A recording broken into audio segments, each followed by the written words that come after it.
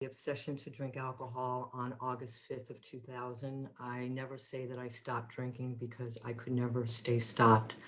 A power burst upon me that I had never felt before, and I knew that I never had to drink again.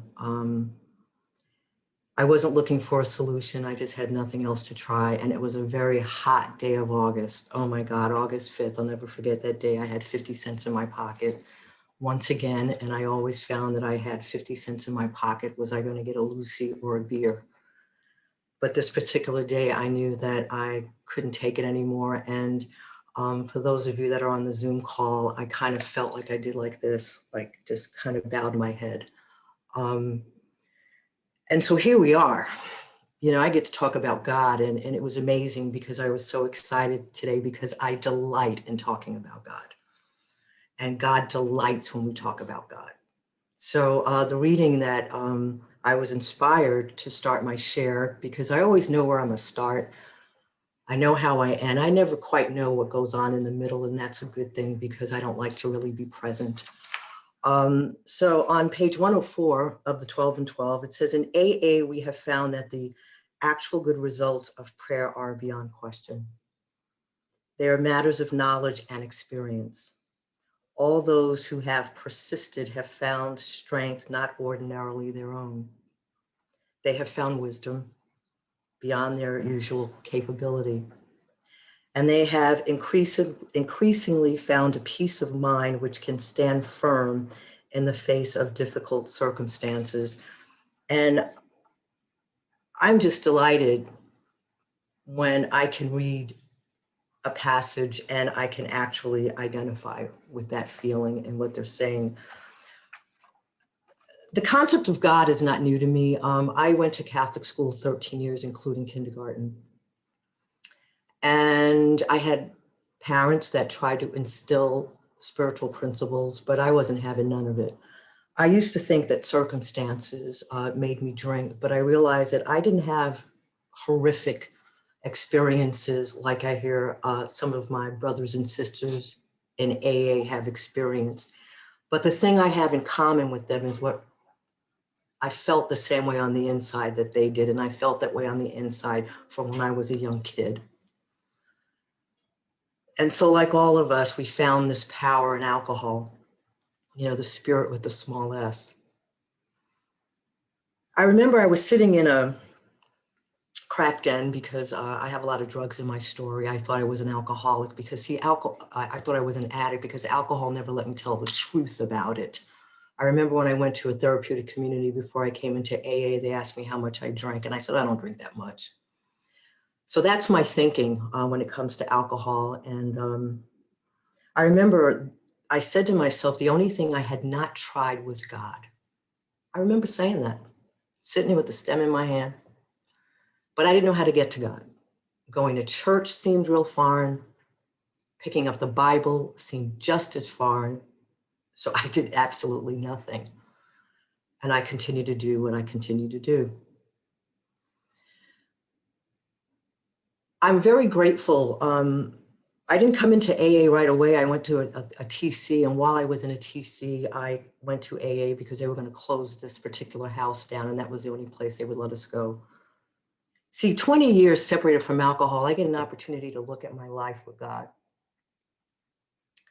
And I realized that God led me to a man and woman in Harlem who had a big book workshop. I had been in AA for a couple of months, and I heard two types of shares. I heard people that were using AA as therapy, and I heard people share in a manner in which I wasn't feeling that way because I was about to graduate from this place, and I didn't know what I just did that was going to keep me sober. See, the crazy thing is that I didn't realize that the 18 months I was in this TC, a thought of a drink had never occurred. So I look back on it now and I realize, wow, that wasn't my problem. My problem was, how the hell do I go back and live? See, I was 40 something years old. I ain't had a pot to piss in. My mother had changed the locks on the house. And see, I'm also 40 something years old thinking there was nothing wrong with living at home. See, that's how prideful I was. And so a woman asked me, was I willing to go to any length never to drink again? And see, I had been hearing in the meetings, just don't drink for today. And I'm like, Jesus Christ, I gotta go home now and I gotta watch for this drink every day. Still, it didn't dawn on me that that wasn't a problem, because that problem had been taken care of. See, when I realized the miracle that God has already done in and through me, why wouldn't I want more of this God? See, I never thought that I had it was all me, because even the day before I went to the TC, how did I know to go in the phone book and look for a detox? How did I know when I went into this TC, and one of the counselors gave me an NA book, and it wasn't a 12-step program. And another counselor gave me a big book. It's this big book that I still have today. Well, I just used the forewords because I used the study guide, and that big book has fallen apart. And then God leads me to Loretta in Sydney, who met Joe Hawk in Harlem. And I swear to God, I couldn't wait to meet this woman every week, because I finally got to understand what my problem was. See, I was introduced to the 12 steps as a way to lead me to God. I'm grateful for every spiritual giant that has been in my life, because their role was to do one thing: to get me on a path to lead me to God. It wasn't about knowledge. Don't get me wrong, I learned a lot of stuff in the reading. And so I was convinced, it's like, okay, well, I'm not drinking, so I don't know how to live. I always needed a power. And so I started, when we say the set aside prayer, we ask God to please set aside everything we think we know and let us see what we need to see. Let us have a new experience. I also write in my big book, I come to this knowing nothing with an open mind, knowing nothing. I know nothing. And God starts revealing himself to me. It might be a word. See, in the spiritual experience, they tell me what I bring to the deal. I just bring willingness, open-mindedness, and honesty. And those three words don't have the power to create change. But see, God's grace meets that.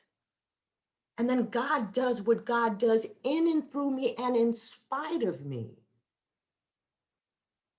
I'm doing spiritual exercises, and I'm asking God, please reveal to me what I need to see. And names are coming up on a resentment that I wasn't even thinking about. So that's when my willingness to believe got bigger.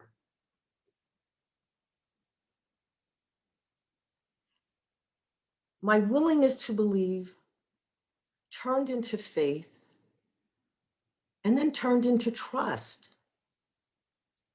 I realized that God was preparing me to be of service to him. See, the God that created me, I didn't earn my seat here, because the way I was living, I wasn't earning much. But God loves us so much. He just waits for us to want and need him enough. And I can just imagine the God of my understanding smiling as I'm running around, trying to do this, trying to do that, trying to do this, shaking his head, going, look at my poor child. If she only knew. I'm here. So my God waited a very long time until I wanted and needed him enough. And it was that grace on that hot day of August 5th. That was the beginning. That was the miracle. And so now I'm working these 12 steps, and I'm starting to feel some hope. I never felt hope. And I only read with this woman once a week, but it was what was happening to me in between those Saturdays. See, now I'm still in this TC and I get a job. See, I was unemployable. And the jobs I was going for were jobs that kept me around booze. And it says here that they have found wisdom beyond their usual capacity and strength not ordinarily their own. To me, the biggest gift I got in this program is the ability to be. That word is just 2 letters of the alphabet, but it took me a journey to get here. And see, I was able to see the truth and the lie and who I was not. Because see, my thinking, and that's another thing. See, I didn't want to sit around and rely on my thinking because my thinking lies. You know, when I get up in the morning, and before I'm done, I'm going to share my current spiritual exercises because it changes. See, before I was awakened, I had no interest in spiritual books, and behind me, and I have another bookshelf, all of a sudden I couldn't get enough. I remember Rashid another spiritual giant. Too bad he passed away, this brother, oh my God. See, God, I don't know how, you know, I always say I couldn't have found these people on my own. You know, and then I found Adrian. Adrian and I were so different. Adrian's an Irish cat. I worked with Adrian, and then I found a wonderful Al-Anon woman because 7 years in, I wasn't in a relationship. And all of a sudden I realized, oh, wait a minute, Donna, God is here to manage all areas of your life. You don't get to manage the relationship. And it turned into a big box of crazy. And I realized that my God wasn't big enough. And I was willing to go to any length again. And I was living in Harlem, and this woman was living in Staten Island. I was taking 2 trains and the ferry to meet with her. And see, I know my mind doesn't want to die. You know, when it says in, in the Lord's Prayer, lead us from temptation and deliver us from the evil one. I used to hear Rashid say evil one. And I Googled it, and it's interchangeable, evil and evil one. So when I say the Lord's Prayer, even, you know, at the end of a meeting, if you listen closely, you'll hear Donna say, deliver me from the evil one. See, because if I don't watch, and they give us clear-cut directions of what I need to do. Number one, I can't rest on my laurels, because either I'm moving closer to God, or the God with the small G, which I call the God of fantasy, becomes big. And so when I wake up, before my feet hit the ground, I'm in prayer. I just talk to God. You know, he's our newfound friend. How do you get to know a friend? You spend time with your friend. Because when I put my feet on the ground, I don't know what this thing is going to start telling me, because I don't get up and go straight to sit and pray and meditate. I have 3 cats that I am in charge of. So I need to take care of them. And it's amazing with my cats, I see how much God loves us, because I've got 3 and they all have 3 different personalities. Sammy can't get enough of me, and Sammy gets so much of my love. The other 2, they don't let me hold them, but guess what? I still love them. And then I'm always reminded of God and us. Even if we don't acknowledge God or need God, he still loves us, because when we come to him, he's still there. Because that's how I am with Phoebe and Sissy. They come to me when they want to, but doesn't mean I love them any less. So I get an opportunity. It may sound kind of weird, but that's an analogy I've been noticing lately with me and my pets. You know, it says we watch and we turn and we ask. So willingness, open-mindedness, honesty. Then I get to watch. Then I get to turn. Then I get to ask God for whatever I need in that moment. Because see, if I don't watch and turn, there's a lower power that hopes I don't watch and turn. Because if I don't turn to God, guess what? That little ember of a thought will take me down a rabbit hole. And all of a sudden, I can't see anything good in my life. One of the meditation books I read today mentioned, they used an analogy of an ember. Um, like I'm sitting around a campfire and a spark gets on my shirt. Well, if I don't put it out right away, it can't grow. But if I let that fire keep burning a hole in my sweater, it grows. And that's what happened. That's what happens if I don't turn away from that negative thought.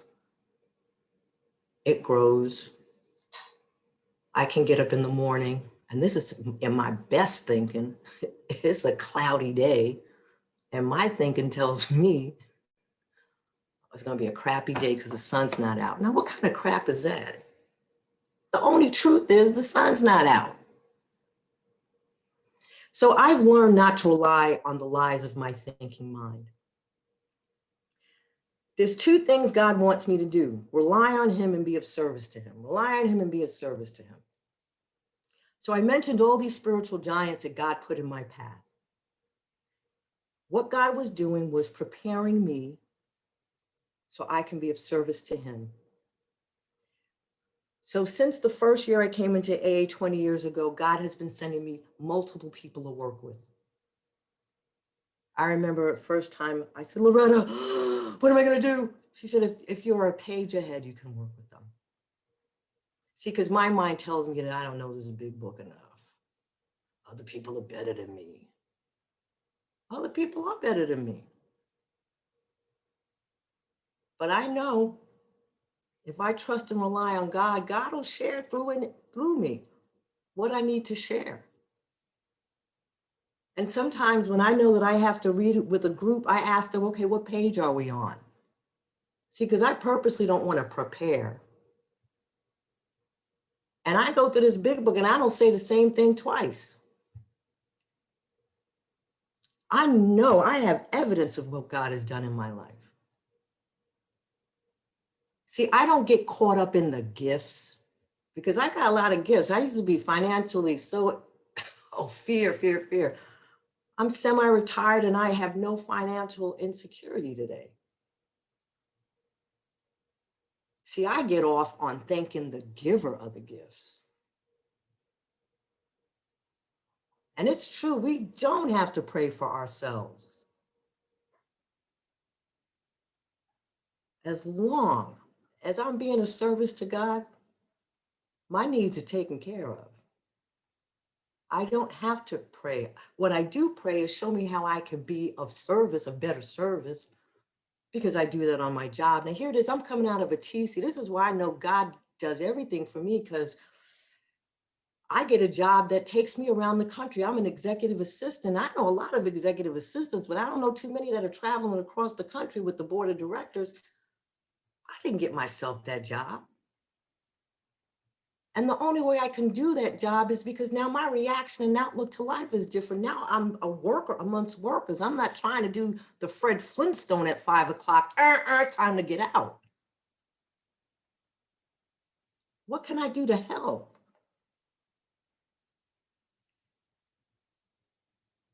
Also being uncomfortable. Oh, I don't want to be uncomfortable. See, uncomfortable is not a bad thing because it makes me rely on God. And sometimes I cling to this power. See, to me, it's not the entity, it's not the name, it's the power of the entity. It's the power, God. Because like I told you early on, I always needed a power. It was booze, it was drugs, but my life was falling apart.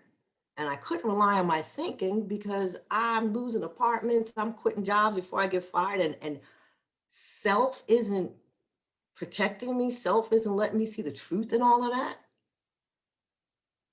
That's why when I write inventory, I always say this is not a three-way, me, my mind, and God.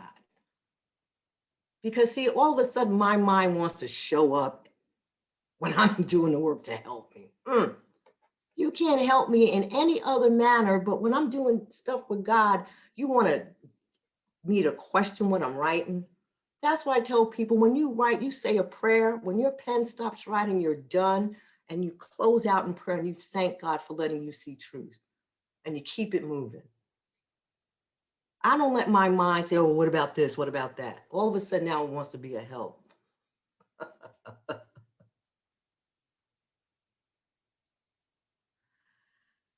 I very recently had an opportunity to really experience what it's like not to know and be okay.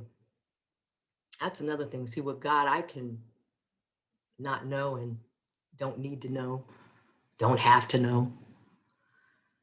And for 3 months during COVID, I didn't know what I was supposed to do with my job. I'm a certified life coach. I didn't know what I was supposed to do with that. And I realized, but you know what, Donna, you don't know what you're supposed to do, but you're okay. See, when I'm in my thinking, I can't see anything that's okay. The problem becomes the problem.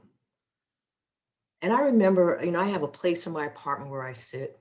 And throughout the day, I would go sit in this chair. And I was giving it all to God. I'm like, God, if you want me to stay in this job and not leave this job, and if you don't want me to coach, just have it all. And I just went about my business. And every time I felt the uncomfortability, I'd sit and talk with God. I'm like that bag lady, the homeless lady that walks down the street talking to herself. That's how I am with God. I don't care. And I wasn't getting any answer. And I just kept showing up. The first week of November, I get a call from the CEO from my job. They terminated my position. And I thanked her and I started crying. And I said, you don't understand. For about 3 months, I realized that I wanted to leave and work for myself. But any scenario I had played out, I didn't feel comfortable. And every scenario that played out left me leaving with no cash and relying on my savings. And see, I'm addicted to direct deposit every 2 weeks. So it was hard for me to leave that alone. And so when she fired me, I thanked her and I said, you know what? I realized I wasn't supposed to do anything. Because the scenario that God had in store for me is that now I get unemployment. And this woman had never had anybody thank them for firing her. But that was one of those things that it was not clear what to do. If I don't do, I don't do.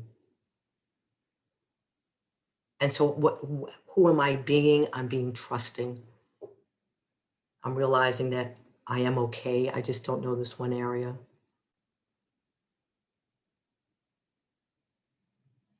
I'm gonna go. This is something that came in my meditation today. This is why, I see how many people are on this call, but see, things don't make me as afraid as they used to make me afraid. But it says, trust me with every fiber of your being. Well, every fiber means pretty much every fiber, right? What I can accomplish in and through you is proportional to how much you depend on me. See, if God is everything, that means that I'm nothing without God. And I'm going to walk through. I put a timer on my phone because I didn't even start it. Ali, how much time do I have? 15 minutes. 15? Yep. Okay. So like I said, I have different practices, and there have been times that I have let up on my spiritual life. I'm not perfect. I can get caught up at work and all of a sudden, I got to zip out the house. I can't sit still. And all of a sudden I started feeling that self-pity. It was all about worrying about me. I'm an athlete and I had injured my knee. So I'm worried about my knee. I'm worried about retirement. And I'm like, too much self going on here. So I took myself to a meeting. And I knew what to do. This program has taught me. Get connected again. I had been working with, I only had one sponsee at the time. And So I've always been working with someone, but my spiritual life wasn't like it should have been, and my meeting attendance wasn't like it should have been. So I go to this meeting and I share. I shared 4 more meetings. What resulted was 9 people sitting around my dining room table, and I'm taking them through the work. And I remember sitting there going, okay, God, I got you. This is what you want from me. The things that I was so worried about, they took care of themselves. And I'm not even conscious of how they take care of themselves. All I know is not a big deal. I'm not worrying. I'm not focusing on that. So my morning prayer meditation practice today, and any experience I've had with God, any past experience, that's like yesterday's ham sandwich. That's yesterday's experience. Like, what's my experience now, today? See, because I can't hold on to what it did. I was real excited when I first came into work. Oh, I was so excited. I was on fire.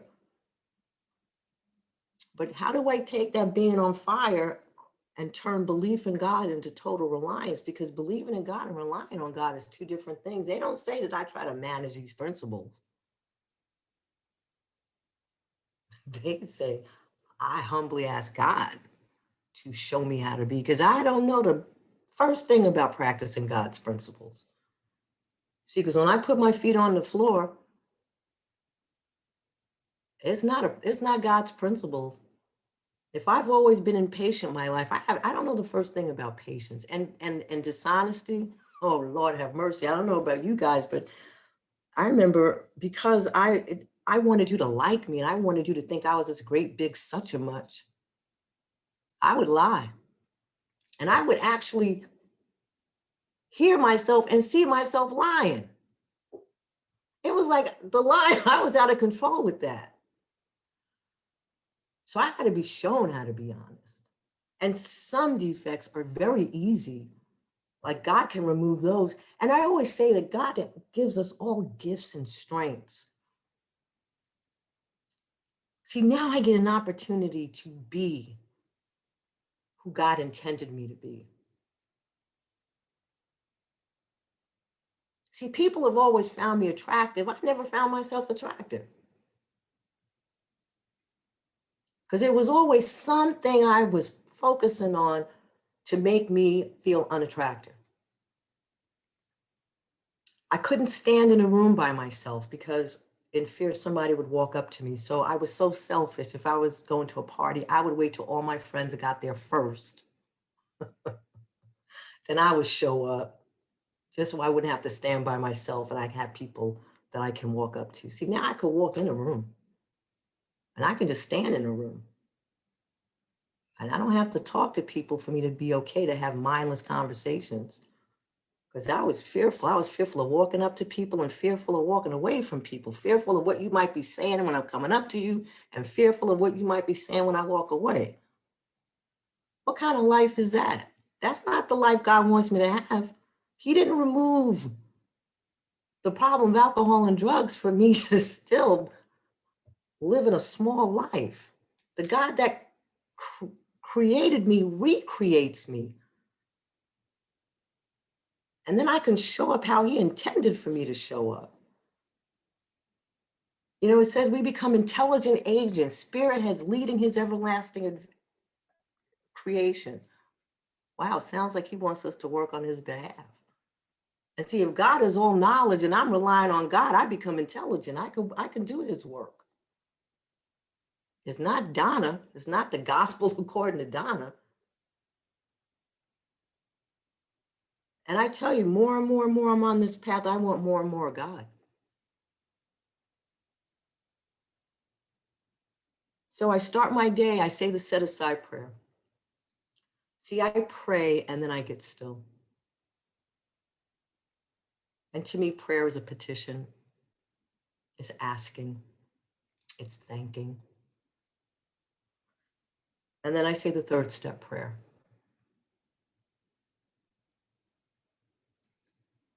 Because what do? We're offering all to God. See, when I was going through the work for codependency, I realized that I was half-stepping with that. I want you to have all of me, because I was holding on to the relationship. And that was real deep for me when I realized that. And, thank God I had that experience, because now I get to work with Al-Anon women. Go figure. I got more women to work with, more men to work with. So no experience can't be of use when you're working on behalf of God. He'll use whatever experience you've gone through to be of service. And see, the cool thing about being of service is that it's none of our business who he sends. My job right here, right now, is to share. And I don't know who of all these people on this call is hearing what they need to hear. And I trust that whatever I've said is hitting somebody. So after I say the third step prayer, now I got to prepare myself for meditation. What's my attention? Is my attitude one of prayerful attention? Or am I just going through the motions because I got to get this out the way? I got 5 minutes. Let me just rush through this. Honesty, why am I really sitting down here this morning with God? And what is my purpose? What is my purpose of this prayer? One is to improve my conscious contact with God. The other is to enhance my usefulness to others. And the third is to develop humility, which makes it possible to receive God's help. See, the more I spend time with God and less in my mind,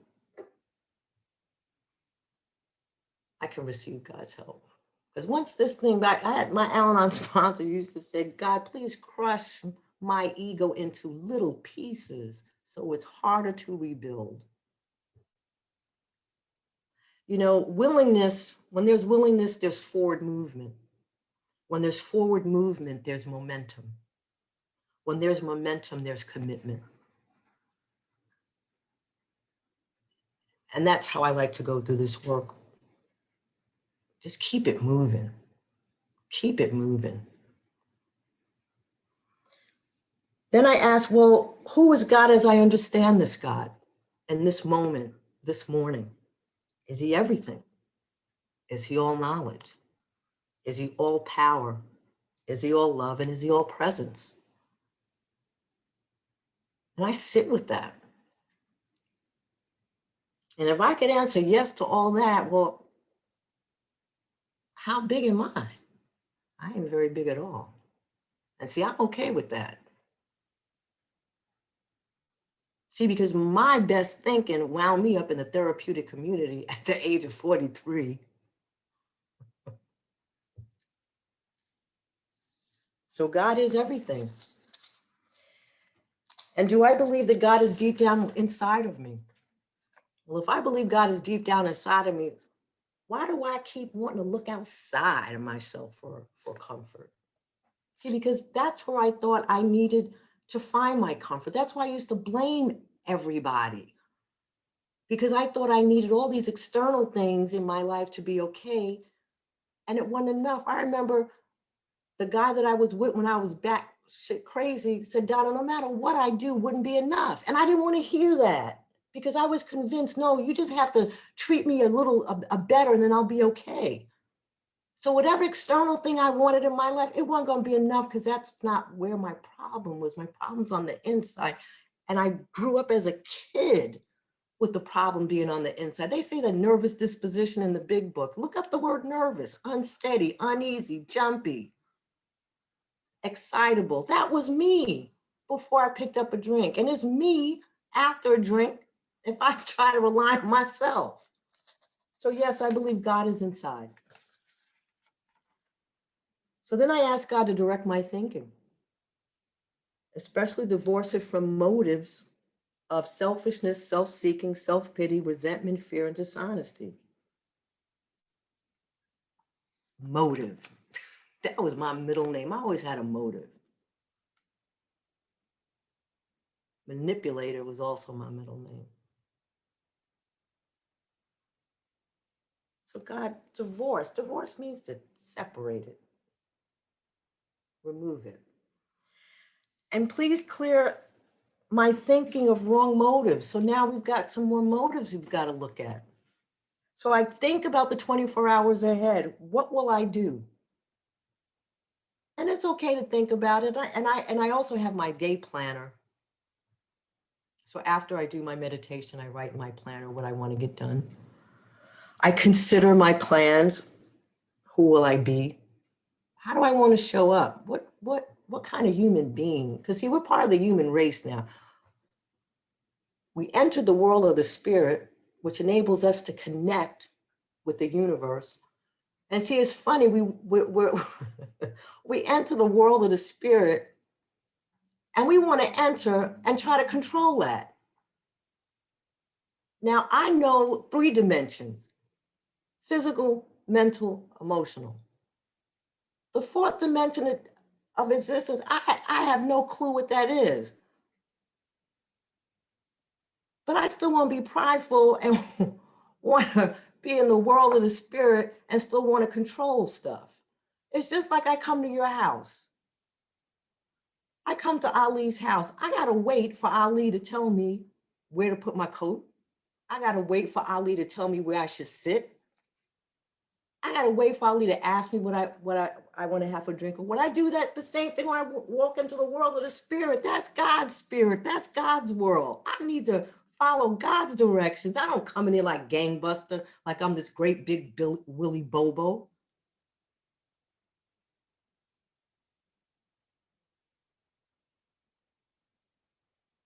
What is my vision for God's will?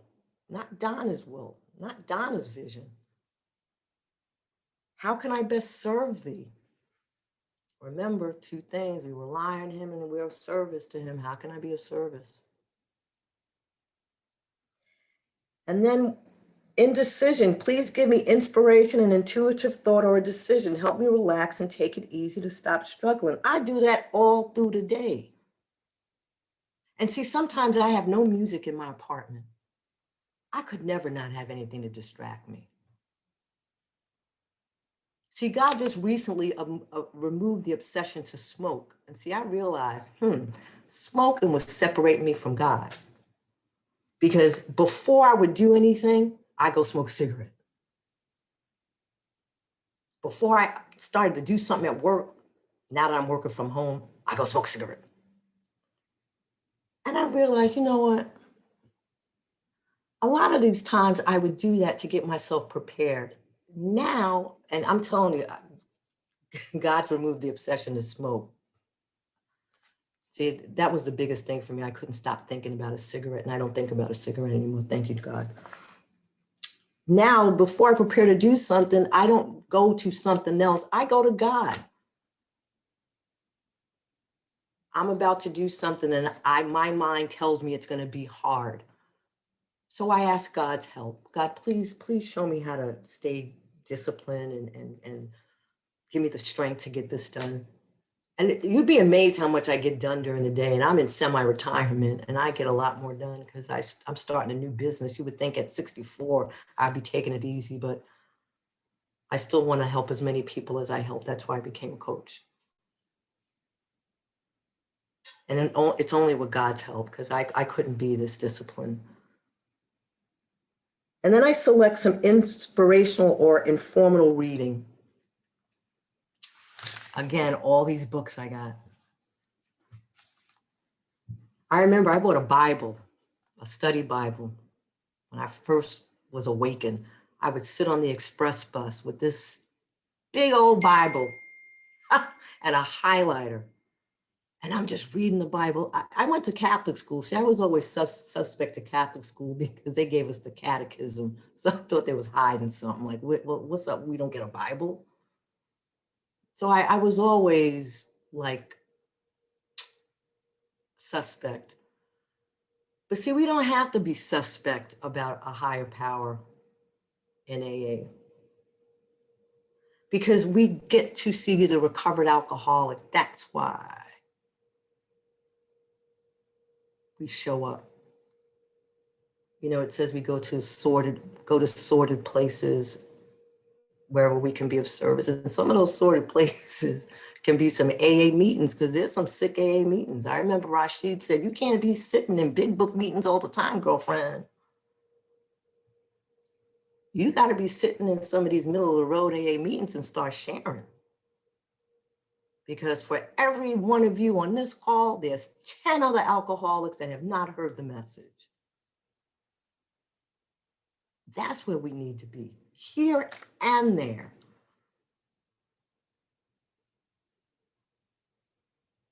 This is the one place, back to this reading, in AA we found that the actual good results of prayer are beyond question. Not in Catholic school for me, not my parents, not my grandmother. And they talked about God. But it was in here. Because they didn't tell me what this God had to be and what did he have to look like. They left it up to me. And God started revealing himself. We grow in knowledge and experience. I get to know God's power. And I get to know what it's like when I don't rely on the power, because sometimes that's just as powerful. And experience, I get to experience God. And I get to experience what it's like to rely on God.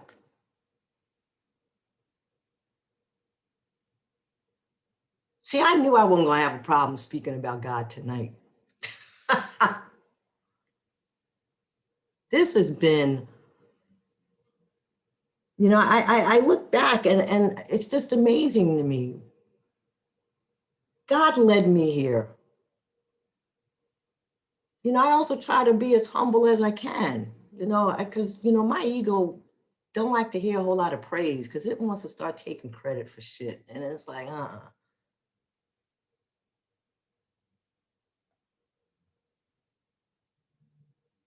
I tell you, willing to go to any length does not mean stop at step 4. Does not mean don't make your amends.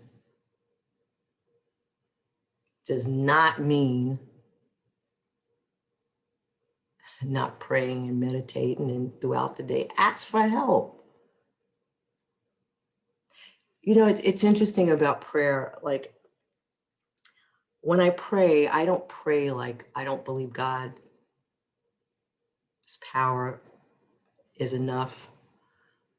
I pray more about my problem. See, because I know God's going to be there for me, because he wouldn't have saved me from the lash of alcohol if he was going to just let me live my life. I do turn to God every time there's something that I can't handle. And that's pretty much all day. Especially when there's days when I don't have like a set schedule. Sometimes I really don't know how to spend my day.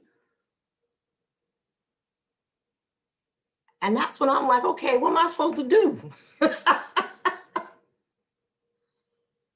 It's okay to admit if you don't know. But you know, it's like, it's so crazy. Like, we look at our lives and we didn't do, listen, I'll keep it on the eye. I did a crappy job living in the world of self.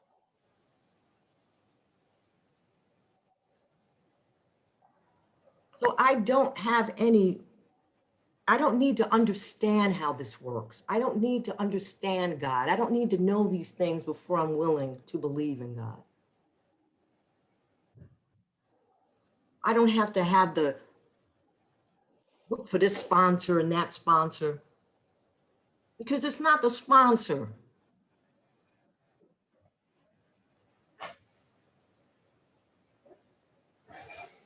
God works through that person that's working with you. If they've had an experience. Thank you, Donna. Thank you.